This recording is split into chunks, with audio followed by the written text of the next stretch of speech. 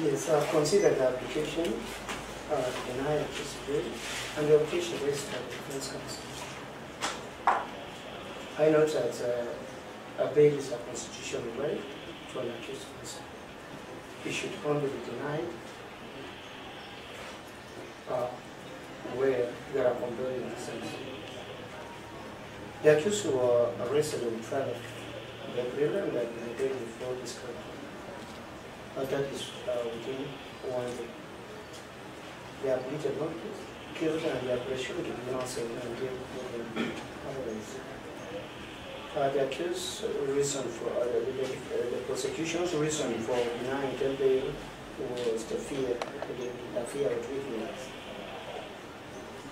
These allegations are not supported by any affidavit by the investigators.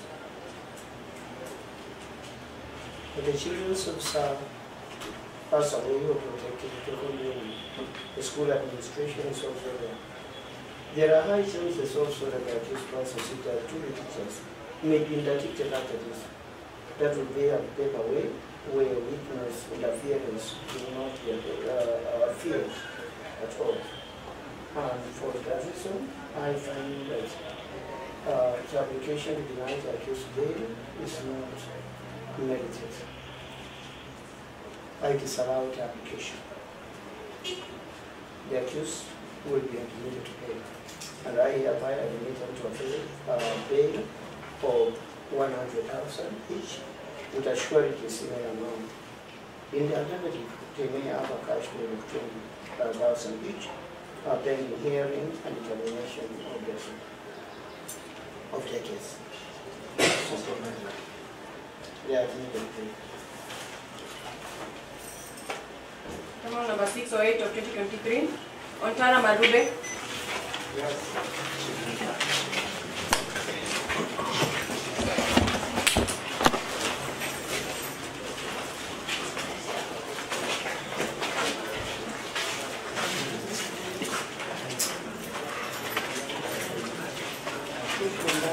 Ontara Marube.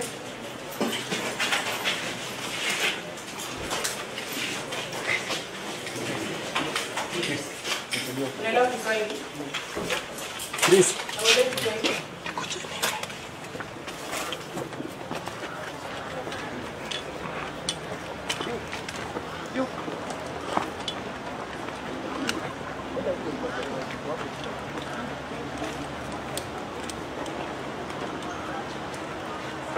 Iko chini, hasikia juu. Enda mbili kwa hapo unatrend.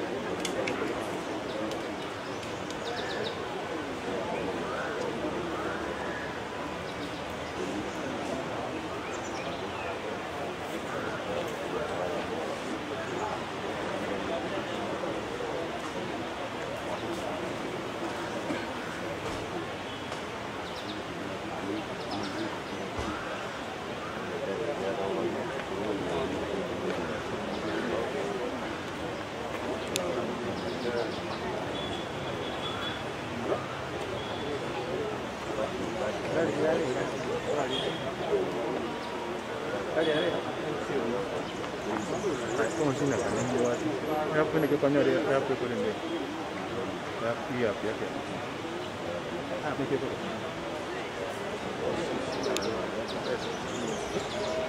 Ni kwa.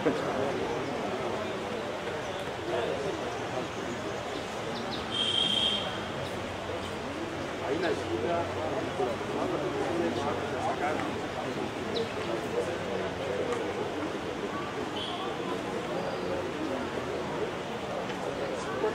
Thank you.